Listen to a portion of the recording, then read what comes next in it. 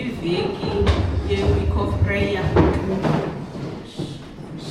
besibona ubuso bukaThixo.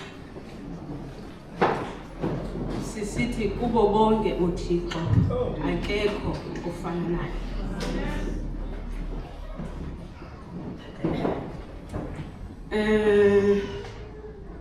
Ngamatyeli mabili ndixhoma izandla ndibona ukungafaneleki bokuba bele ndawo. Uthe kokuhluma upoyoyo ndalila ndaphinda ndabuyela kumntu ebendicelile ndathi hayi ayindifanelanga le ndawo ubundicele kuyo. Usathana ke uyageza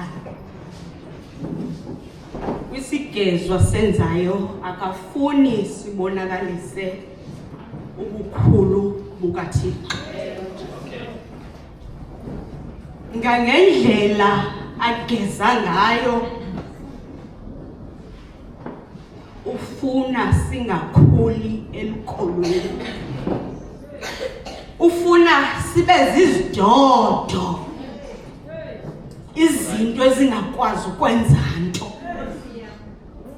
Athi umntu xa sithi ucela wenza into ethile ucikoza uthi ndililo, ngenxa uba usathana usivezela zonke izinto zokuba zongabaluleki uba masisebenzele uThixo.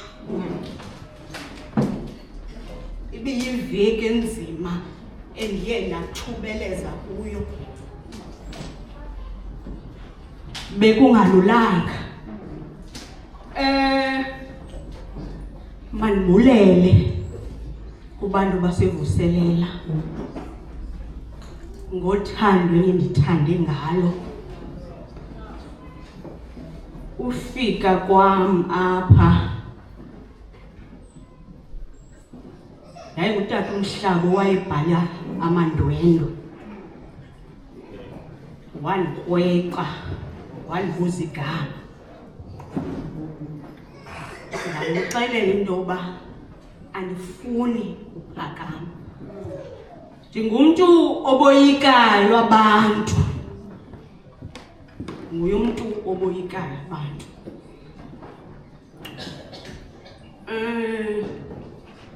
Ndabizwa umama uMabindisi, sendiphinde ndayeka ndakhonza kwelinye ibandla. Wathi umama uMabindisi, hlobo uyaphilwa evuselela. Okwesibini ndifika evuselela, ndifika kunzima, ndiphakathi koba mandibuye umva ndike ndimye uThixo.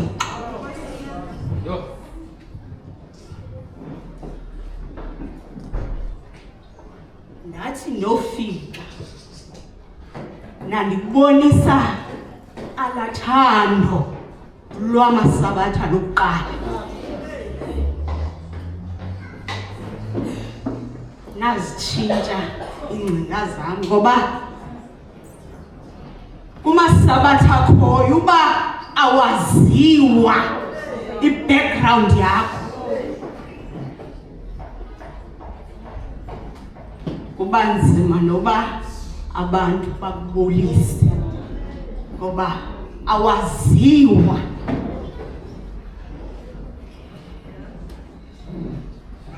Sawucela sicimele xa sizawuvula iBhayibhile.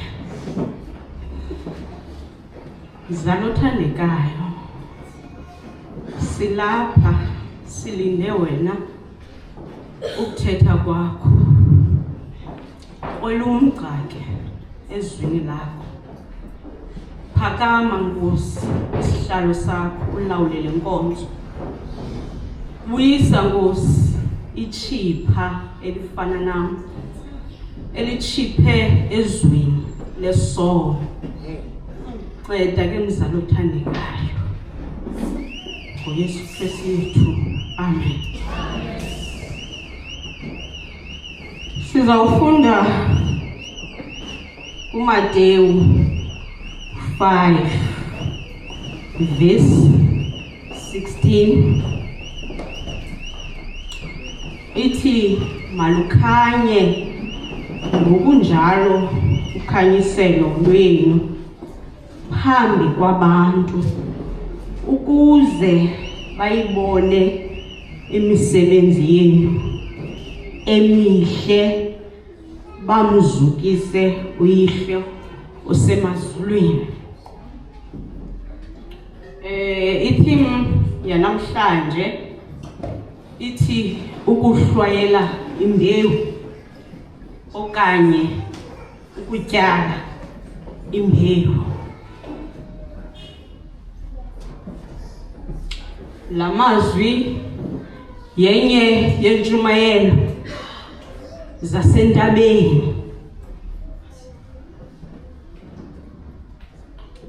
La mazwi athethwa nguYesu. Uwathetha kubafundi bakhe nakuswele esasimlandela ngelo xesha. Iswele esasimlandela sivile imisebenzi emihle nemikhulu uThixo ayenzileyo. Badecide umlandela.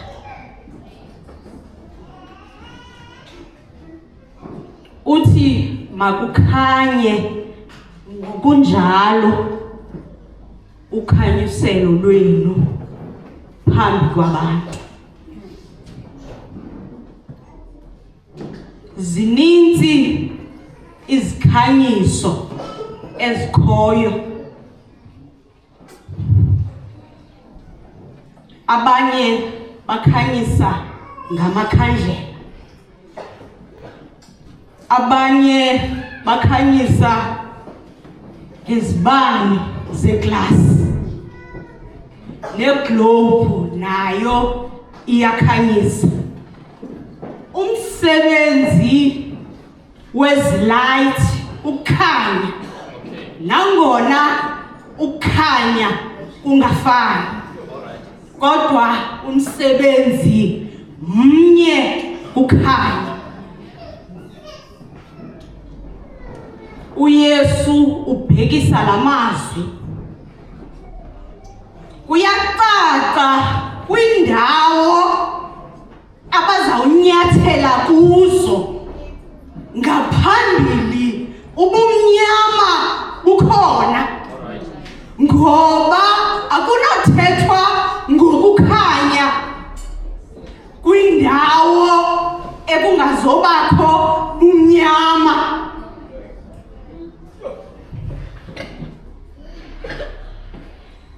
Andiyazi ubumnyama obhekene nabo kodwa bungangafani nobam. Kodwa uYesu umile uthi malukhanye ukhanyiselo lwenu phambi kwabantu. Ubumnyama akunamntu utheni.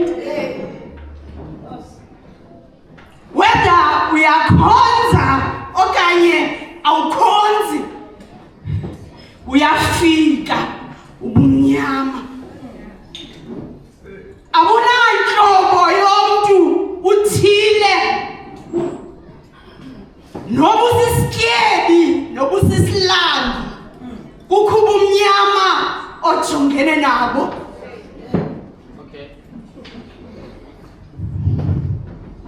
Kukho ubumnyama ojongene nabo. uYesu ubathuma kubantu abanjalo abajongene nobumnyama abangenathemba,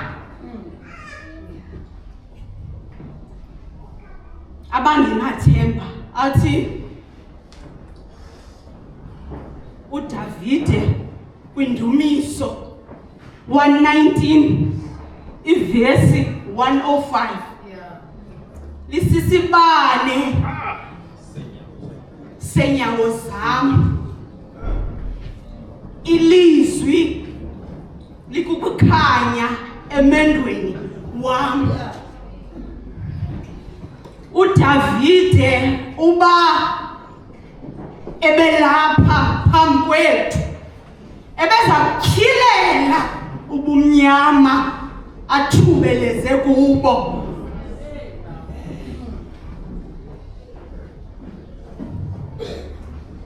Ubumnyama masihambe siyongqina ngabo kwindlalo wakhe wakuyo, ungaphangeli iminyaka. Phakamisa uYesu, phakamisa uYesu. Masiyobaxelela intoba ayiqalanga kuwe into yolala ungatyanga, ayibulali indlala.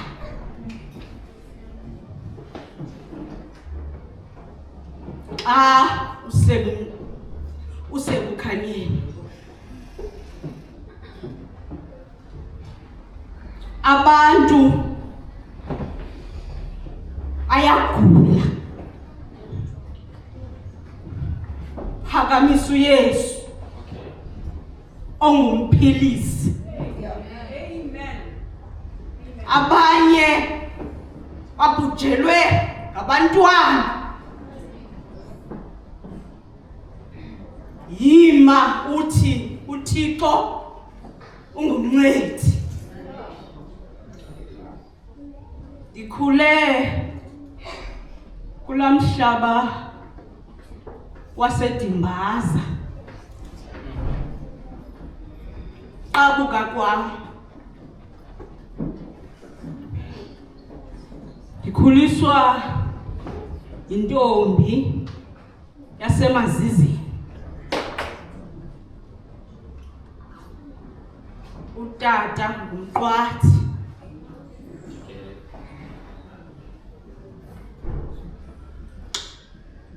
ekukhuleni ndikhula kubazali abanothando.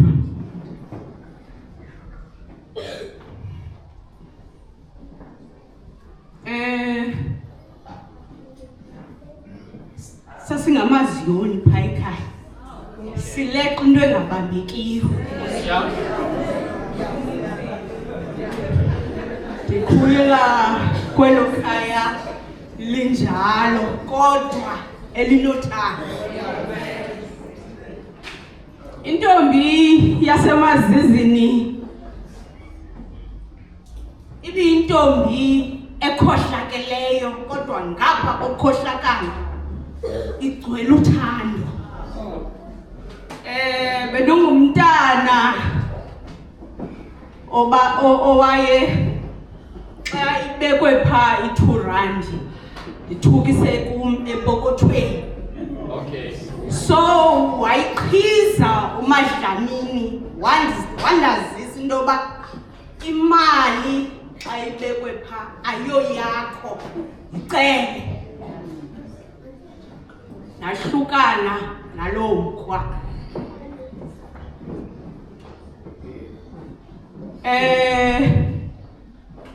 Wasweleka umqwathi ekhaya ke yayingabantu bebhizinesi. Utata apha kuzathiwa ziihoki phaa kwelaa cala eDimbaza wayesakha iibhozi, esenza izitena, kwakuphithizela ekhaya.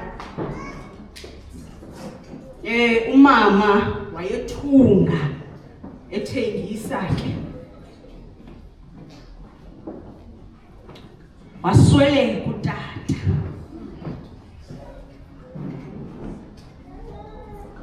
Zajika izinto.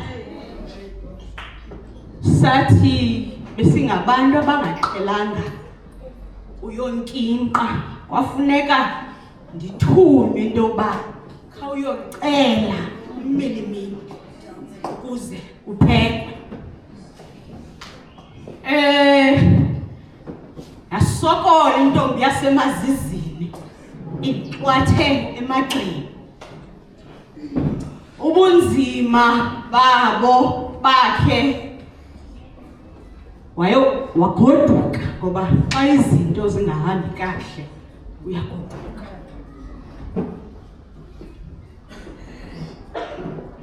Ekugodukeni kwakhe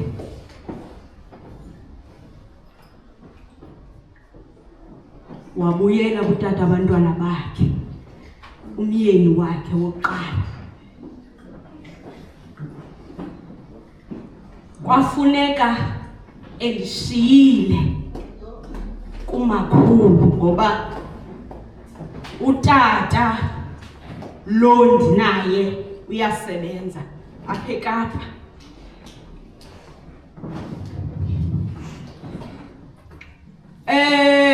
Umakhulu wandifundisa uba kusasa intombi yavuka iyokha amanzi emlanjeni eTyhume eAlice.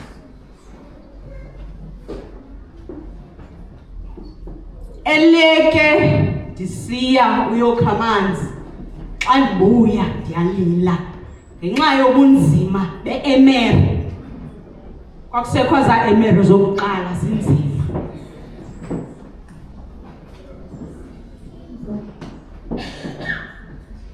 Umakhulu ebengathandisi kum, kubekho amaxesha oba ndizimele. Athi xa ndikhwaza ebuza ubamelwane, umama yayinomakathini, athi uphi laa mkholwa kaNomakathini. Anda-understand into yoba uthetha uthini xa sithi uphi lo mkholwa kaNomakathini. Yaqhubeka le nto, igama lam elinguPhelisa latshintsha ndangumxholo. Eleke edibana neentombi zakhe umisa ngomxholwa onguPhelisa. Batshintsha ubomi, kwafuneka yohlala kumakazi. Naye umakazi eleke mntu ofikayo ubuza uba ngubani nalo, athi ngulaa mkholwa kaNomakathini. Andika-understand eli gama ndinikwayo uba livela phi. Ndakhula kuloo meko injalo. Ndazobonwa umisi, ngoba oomisi ngabantu abaqaphelayo. Abuze Bhengu, ndandibizwa ngefana. Bhengu, awusaqhuba la hlobo uqhuba ngalo, kwenzekani? Ndithi umisi andiyazi. Xa unyaka uzawuphela phinda ndibize. Athi Bhengu, i-performance yakho ayisafani nakuqala. Ndiphendule ndithi khona ndiyaziyo misi, awuze konke endlini right now, ulalukile na? Ndithi ewe misi. Athi yintoni le ikuhluphayo? ndimxelele umisi noba umakazi nomakhulu bathi ndingumxolwa.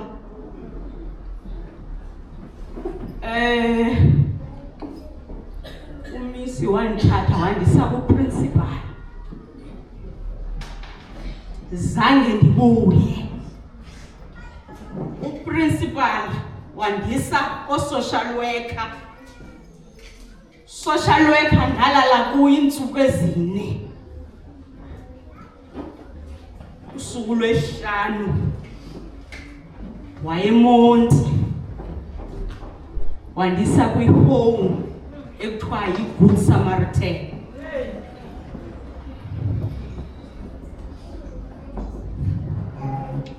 Umama kaZinto usana lwakhe ulishiye umamayo. Ekufikeni kwami eMonti baqhubeka ubomi. Afika yonke into ikhona ehome ngoba kuthiwa singabantwana bakarhulumente. Xa ungumntana karhulumente akwenziwa nantoni na. Bayayazi omama abake baphangela ehome indlela yothetha akuthethwa nanjani na. Ekuqhubekeni kobomi nda-adoptwa kwakhona intombi yakwaMkhosi uMamtshaya. Ndina-13 ngelo xesha. Bahamba ubomi banezinto. uThixo wandithubeleza. Kwale xa ndilapha eKapa ndakhumbula into yoba ukhwala gama endifuna uyoliqonda into yoba livelaphi sekuthiwa ndingumxolwa. Ndagaleleka eDikeni ndafika esaphila uMadlamini. Ndambuza ndathi ntombi kuthiwa undizali ndiva sekuthiwa ndingumxolwa. Walondlala ibali wathi mntanam ukuze kuthiwa ungiphelisa ndakuthiya ngento yoba kwakhangelwa kwancanywa akho ndawo ekungazange kukhwazwe kuzo. Kusithiwa sixhola usana lufakwe kwiplastiki. Uthi athi o-social work into yoba apha bhilonga khona ubhilenge home. Uthi ndama ndathi olu usana ndinikeni lona ngoba linikwe mna ngumntu owalicholayo.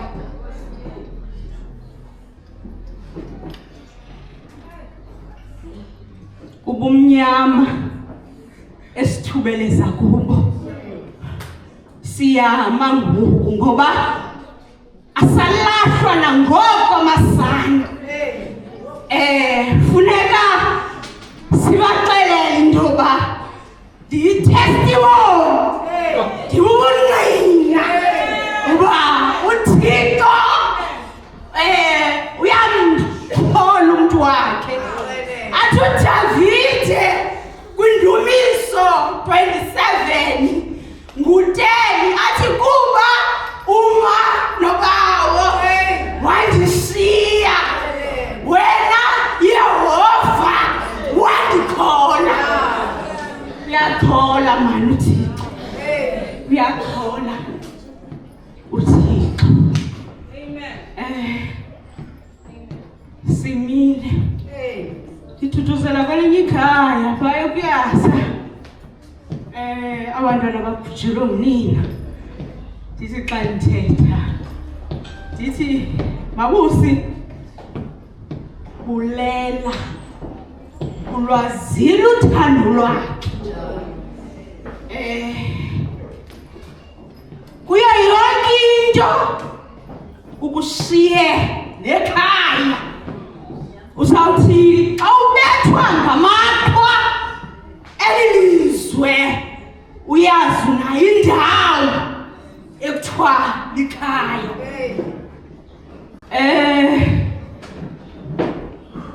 apha uLejini ndihambile yabo ngoNovemba uMaDlamini ndambuza leminyaka uthi hayi phela siyazi kwavela kwathathwa usana olulingana nawe esikalini wabuzwa kunini ubuna ngaphi ugqirha kwathiwa nawe iminyaka yakho lena akho mntu uyaziyo ndihlupheka kho ngoNovemba ngoba abantu xa besithi happy birthday ndiye ndicinge intoba ayiyo inyani kodwa ke maniqhubeke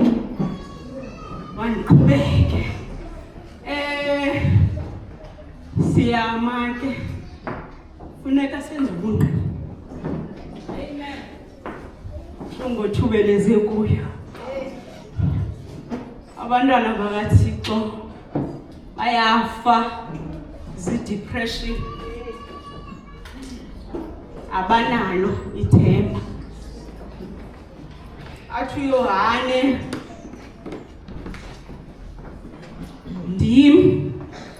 Yohane 8 verse 12 athi ndim ukhanyiselo lwehlabathi lowo undilandelayo akasayi kubuya abesebumnyameni yena kuba ngathi kakuhle but inokhanyiselo kuyo yonke ke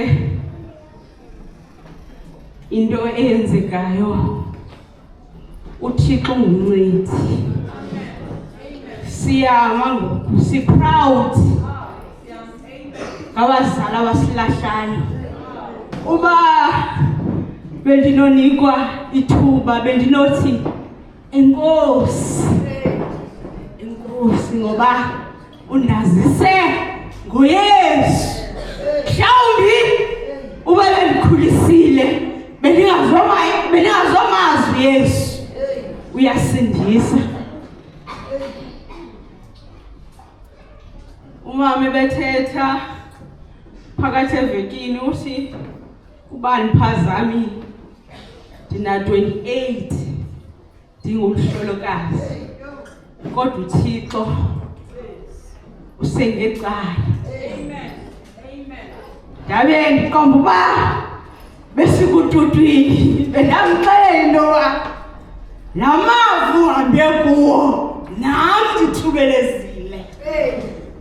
ndithubelezile ngoba ndathi xa ndifika apha eCape Town ndatshata kwala xa ina-5 days indoda yabhubha ekubhubheni kwayo kwafuneka ndime ngoba nditshate nomsabatha ongazalwa ngamasabatha kwafuneka ndime kunzima ndibaxelele intoba u1 no2 andimenzi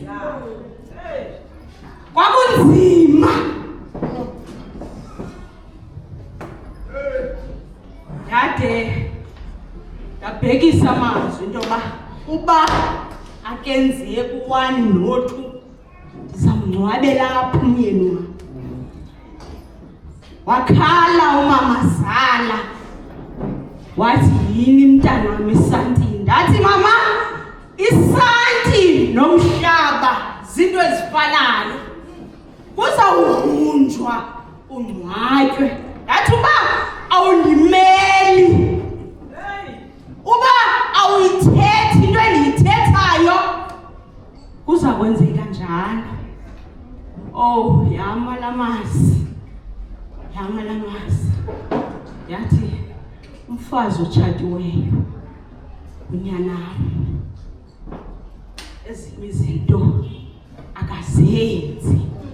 Yamkelani.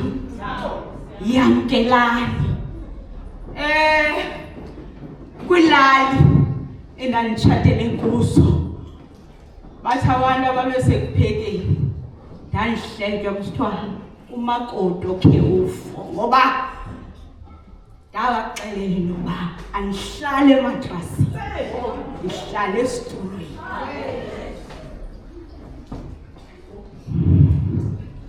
Kukho abahlolokazi ngaphandle ekufuneka sibaxelele intoba uThixo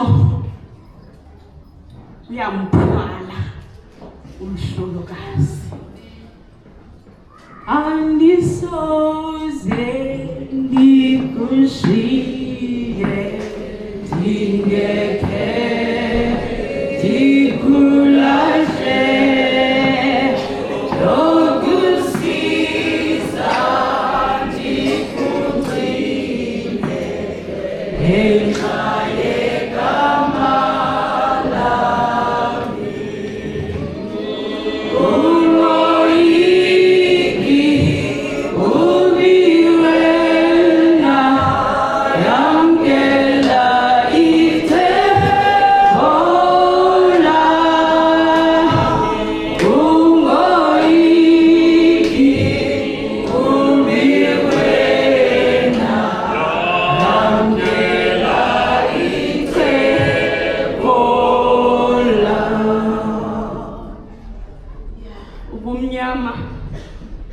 Obusahlelayo uyafana naba bantu basebomnyameni.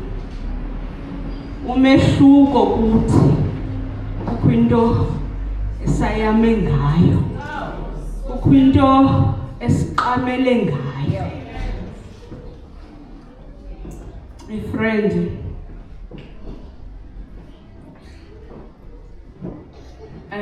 friend icela uncedo apha kum, ndincede.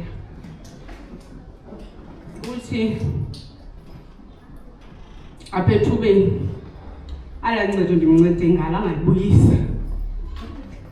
Ndithethe naye andixelele hayi ngexesha elithile ndiza kunika, ndimlinde aphinde amise. Kuleko kwelento lesithathu ndathi yabo ke wonke andiyazi into efuna ndiyenze. Indaba zithobe. Imbambani baselibali sizawudibana nabantu abanjalo. Uthi ngoku umuntu umncedileyo akujike. Uthi akufani umama wakho wakulahla. Aphinde athi wena ngumbulali wabulala indoda yakho.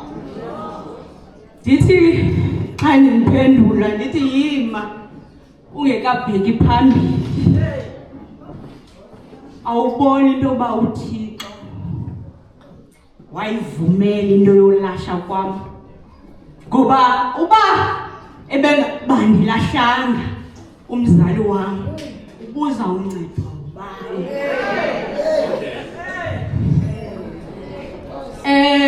Noba abantu belizwe bangibiza ngamagama, uThixo uyalitshintsha ibali. Masixelele ihlabathi intoba noba kukhanya njengekhandlela, kukhanya luzizi, kodwa ukhanya uzawubonakala. Akho nto ipermanent. Ngesingekho apha uba bekukho izinto ezipermanent. Esingamanga kule ndawo sibabaze ubukhulu bukaThixo.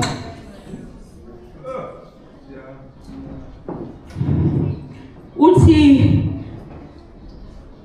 ukuze bayibone imisebenzi yenu emihle bamzukise uyihlo osemazulwini. Ukhanya kuhamba nemisebenzi.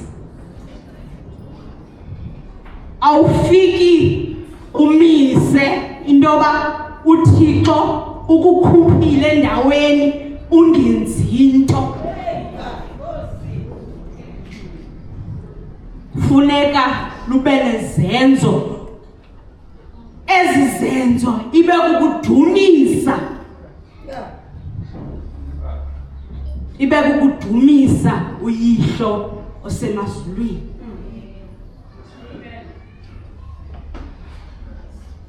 Kukho ke abantu xa benceda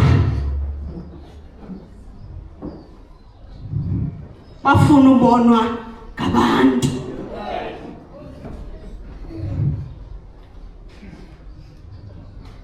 Uzawuncapha, uzawudinwa, ngoba lo msebenzi uthathela kuwe ngokaThixo. Uzawushiya ingcwelerha kolwakho uncedo. Yekela kuThixo.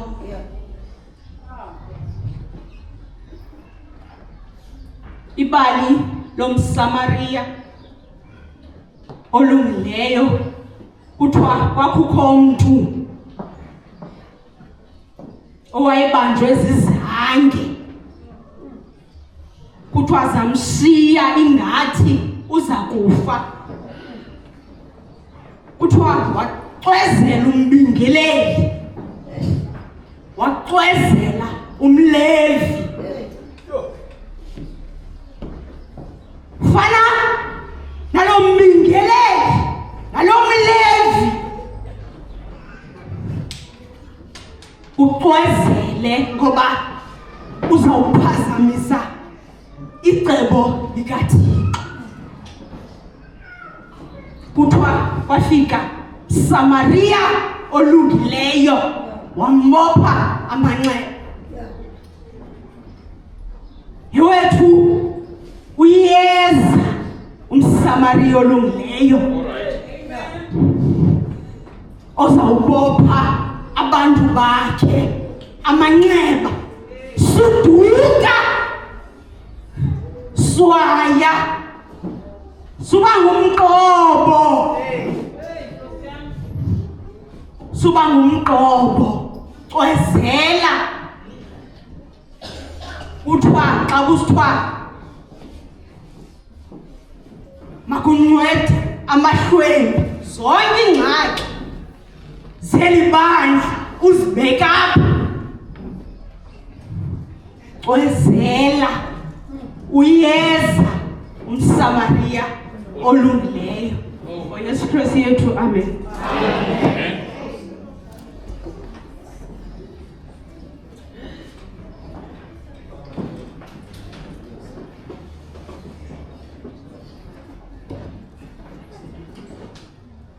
Maranatha masala. Inkosi yethu iyeza.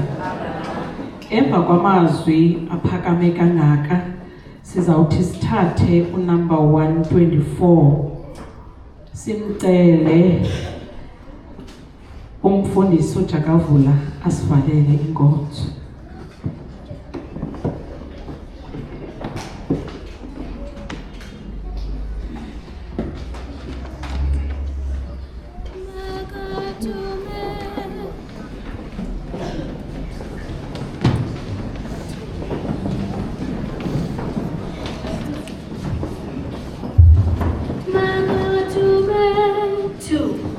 My God.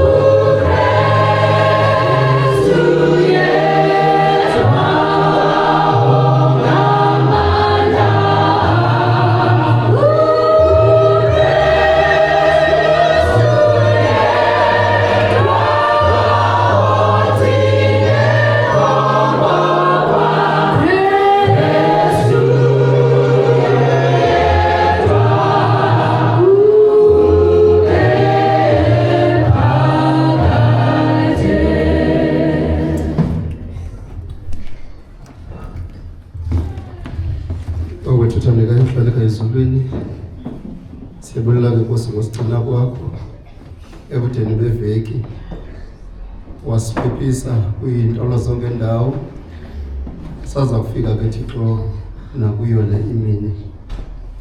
Sithi Enkosi Yesu ngelizwi lakho, ngoba ilizwi lakho soloko lisiza ngexesha elifanelekileyo. Sikumyalezo ofanelekileyo ngexesha elifanelekileyo. Sivele ke kusilizwe lakho lesithi ke masibe lukhanyiso. Siyazi ke Nkosi ba olona khanyiso nguwe, kodwa you are calling us ngalomzuzu obana sibe yi-replica yokhanyiso olululu. Nceda ke Nkosi ke xa selukhanyiso singalibali ukuba uze sikhanye ngokwale ndlela ifunwa nguwe. I-connection kunye nawe yiyo ngundoqo, ukwenzela ubana kukhanyiswe sathi xa sikhanyisa abantu babhenefithe, yaye ungabikho kuzisola xa sayame ngawo. Siphuma ke Nkosi kumakhaya wahlukahlukeneyo, sinemithwalo esixakileyo, kodwa ke Nkosi ke sizogcwala kule ndawo. Sinethemba ukubana xa sifike kule ndawo labizwa igama lakho, uzawuthetha ubumnyama uvele ukukhanya. Bambi phakathi kwethu bebephelelwe lithemba, kodwa ngenxa yetestimony esiyivileyo ngalo mzuzu iye yatyala ithemba nakubo lokubana kusenolunga nakumngomso. Nceda ke Thixo ke ungasilahli ngexesha sikudinga ngalo ngamandla, kuba sekukufutshane ngaphambili kukude ngasemva. Abaphakathi kwethu, there are also people that are struggling even with chronic illnesses. Kodwa ke Thixo bazikhethela wena uba noba kwenzeka ntoni na ebomini bam, kodwa mandilale ndisafe ezingalweni zikaYesu. Naba ke Nkosi nabantwana abatsha beqinqa beze ngobuso enkosini, nceda ke Thixo hamba kunye nabo, babambe ngesakho isandla, ngoba neminqweno abangavuyisa ngayo abazali, kodwa ke Nkosi nguwe umphumelelisi. Baxhase ke Nkosi, sinemithwalo sisonke ngendlela ezahlukeneyo, abanye badinga imisebenzi. There are many things esezingqondweni zethu esijamelene nayo, kodwa ke Thixo sawufika kule ndawo ngenelela, we need your divine intervention. Yiba impendulo ke Nkosi emibuzweni yethu. Le ntsikelelo siyifumeneyo ke namhlanje ingake Nkosi xa siphuma apha singaphuma kunye nayo, ukuze inganeli uphelela kuthi, kodwa izinwenelo nakubantu abasingqongileyo, amakhaya ethu abe yindawo apho ingelosi ezifika ziphumule khona ukuzawuthulela intsikelelo. Sisikelela ke Nkosi usithambisa nxelise ngoYesu Kristu Nkosi yethu. Kulona usigcina singena siphakwa, simise phambi kwetrone yobabalo, singena chaphaza uye ngokubela uzuko nembeko. Lwabo ufefele Nkosi yethu Yesu Kristu lungahlala lifukame phezu kwentloko zethu, ibe lo mini yokukrazuka kwesibhakabhaka xa uzosilanda ngamafezulu. Amen.